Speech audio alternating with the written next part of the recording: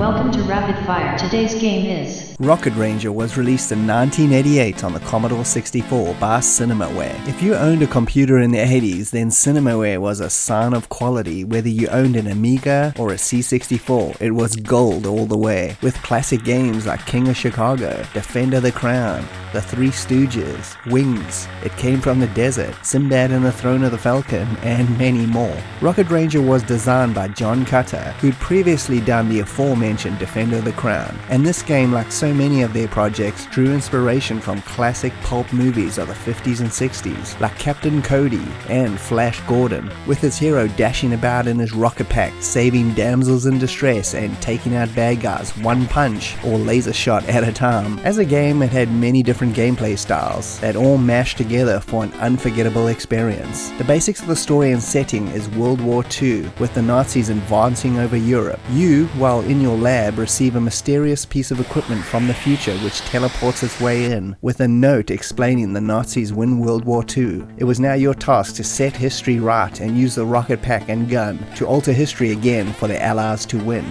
Action-based minigames and strategy were all major gameplay elements, with you needing to send out spies all over the world to infiltrate and to find out where the Nazis are storing their lunarium, which is a material they are mining on the moon to power their weapons. Ultimately, you need to take out these depots and steal the lunarium and pieces of a rocket, which are both needed to get you to the moon and destroy their main base. And the lunarium is also used to power your own rocket pack, so you can jump around the world to hotspots that the spies have uncovered and take them out. The minigames are all triggered by these locations, everything from saving a scientist's daughter in a Nazi Zeppelin, fisticuff brawls with the base commandos, fighting squadrons of aircraft, and a lot more. Failing in any of these tasks leads to you losing time, which results in the Nazis taking over more of the world. Fail too many times and get all your spies killed by being reckless, and it's game over. The amount of times I played this on my C64 back in the day was countless. It was just a quality game through and through. The graphics were fantastic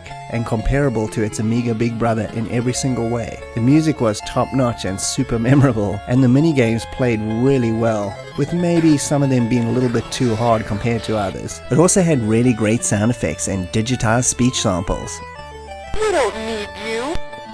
Basically, it had it all. It was also one of the big reasons why I loved and still do love the movie The Rocketeer so much, and I even got to meet the man himself, Billy Campbell, but that's another story. There were a lot of different versions of this game, but the C64 one is the king of the 8-bits. Do not play the NES version of this game. It's censored beyond belief and dumbed down dramatically, and is basically a shell of this excellent gem. Zap64 gave this classic an overall 95%, saying, one of the best disc products for the C64 and Cinemaware's best game yet. Not bad, huh? It deserves all the praise.